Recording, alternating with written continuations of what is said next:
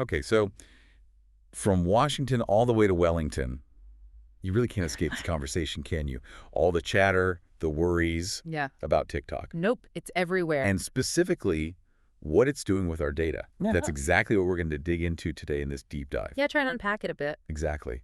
We want to unpack all these complexities around TikTok's data, especially its AI and, the big questions about potential access, China, the government. Right, it's a lot. Technology, global politics, our actual personal privacy, it all gets tangled up. It does.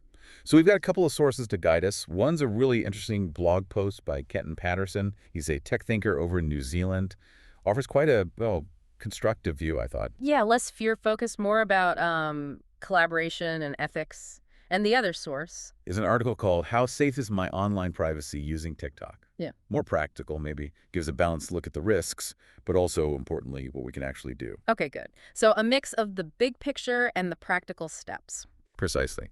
So for you listening, the goal here is to give you a solid handle on the key issues pretty quickly. Get you some useful insights, but, without just adding to the noise or the anxiety. Makes sense. Where should we start? The data itself. Let's do it. The data dilemma. That seems to be the heart of it for many people. Right. And the core concern, you see it in both sources, really boils down to this. Could the Chinese government get its hands on TikTok's AI data? Because ByteDance, the parent company, is Chinese. Exactly. And China has these national data laws. In theory, they could compel companies to share data. That's the crux of the fear. It is. That potential is what makes people uneasy. But Kenton Patterson, he offers a broader way to look at it, doesn't he? He really does. He argues it's not just about TikTok or even just China. He actually says, let me find the quote here. It's not just about China or TikTok. Okay. This is about how we, as a global community, set ethical standards for technology. Let's not pit nations against each other. Let's champion transparency and build tools that protect everyone. So shifting from just us versus them to Yeah. how do we all manage this tech ethically? Exactly. A call for universal guidelines, really. That feels important. Now, okay, back to the data itself. The How Safe article gets specific about what TikTok actually collects, and it's quite a lot. It really is. They list, the standard stuff like your device info, location. But then it goes further, keystroke patterns, your browsing activity inside the app. Wait, keystrokes? Really? Yeah. And also things like facial recognition data, voice prints, especially if you're using their filters or voice effects. Wow. Okay, so when they say comprehensive data collection, Yeah. they mean it. That really paints the picture of the data dilemma. And all that data, it feeds the AI, right? Yeah. That's how TikTok gets so spookily good at knowing what videos you want next. Precisely.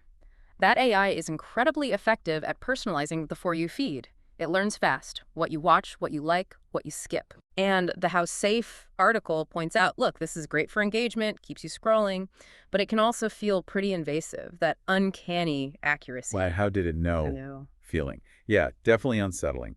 But Kenton Patterson, he makes a distinction here, which I think is key, between Yes. training the AI and, tracking individuals. Yes, that's a crucial bit of nuance. He explains it, let me see. There's a big difference between training AI on generalized user behavior versus tracking individual citizens. Okay. And then he adds, most companies want better performance, not surveillance. Right. So the main goal, he argues, is making the app work better, showing relevant stuff based on general trends, not necessarily spying on specific people. That's his point, refining the algorithm using broad patterns, mostly. That helps clarify the intent, at least somewhat. Mhm. Okay, what about Project Texas? Kenton mentions that too. Right, Project Texas, that's the initiative to store U.S. user data in the U.S., with Oracle overseeing the security side. So keeping the data physically separate. Yeah. Kenton sees it as a positive step. Calls it imperfect, mind you, but significant. He says, we're seeing corporate giants respond to public pressure. That's powerful. So companies are listening to the noise and trying things, even if it's not a perfect solution. Seems like it. Though, Patterson also implies that even with data stored stateside, questions about access for training the AI might still linger. It's complex. Okay, so a step, but maybe not the final answer. Got it. Now, Kenton also talks about this as a kind of global opportunity. He gets quite optimistic, especially about New Zealand's role. He does. Instead of just focusing on the risks, he paints this picture of global agreements on ethical AI use. He even throws out the idea of a Geneva Convention for data. Wow. A Geneva Convention for Data. That's a strong image, like setting universal ground rules. Exactly. Transcending borders, establishing principles for how we develop and use the stuff responsibly. And he thinks New Zealand could play a special part in that. Yeah, he suggests that because NZ is smaller, maybe less biased by having its own huge tech companies, and focused on fairness, Hmm. it could be a kind of neutral bridge builder. Interesting, helping broker those conversations. That's the idea, a facilitator for these really critical global talks. It's definitely a forward-thinking take. Okay, let's pivot back to us, the individual users. The How Safe article lays out the specific privacy risks we face. What are they? Well, beyond just the sheer amount of data collected, which we talked about, Right. it points to that algorithmic tracking, how it can feel like the app knows you a little too well. Hmm. There are still concerns about data storage, even with Project Texas, and importantly, the fact that TikTok shares data with third parties, for ads, analytics. So it's not just in TikTok. That data helps track you elsewhere online, too. It can contribute to that, yeah. Building up that broader profile for targeted advertising and such, definitely something for you, the listener, to be aware of. Okay. But the good news is the article gives us concrete steps, things we can actually do. This is the practical bit people are probably waiting for. Absolutely. The step-by-step, maximize your privacy on TikTok section is really useful. First step, maybe the biggest, set your account to private. Okay. Straightforward enough. Where do you usually find that? It's typically in your profile settings. Look for something like privacy or account privacy. Just toggle it on. That limits who sees your stuff right away. Good start. What's next? Then you can limit interactions. Still, in those privacy settings, you can control who comments, who sends DMs, who can duet or stitch with your videos. Right. All those ways people engage. Yeah, and who can mention or tag you, usually options like everyone, friends, or no one. So you can really lock that down if you want. It gives you a lot more control. What about location? That always feels sensitive. Definitely. The advice is to turn off precise location tracking, and this is key. You often need to do it in two places. In your phone's main settings for the TikTok app, and within the TikTok app's own privacy settings. Deny access or switch it off in both. Got it. Double check that one. And those ads that follow you around. You can usually limit personalization and ad tracking. Again, dive into the app's privacy settings, look for an ads or data section. There should be an option to turn off ad personalization based on your activity. Okay, cut down on the targeted stuff. Anything else within the app settings? Yeah, two more quick ones. You can restrict data usage with a data saver mode. Usually helps limit background stuff. And really important, regularly review app permissions on your phone. Camera, microphone, contacts. Does TikTok still need all that access you granted ages ago? Maybe not. Prune it back. Good reminder. Those permissions just pile up. Can we actually see the data they have on us? Usually, yes. TikTok should have a download your data feature. Might take a bit for them to compile it, but it's generally in the privacy settings.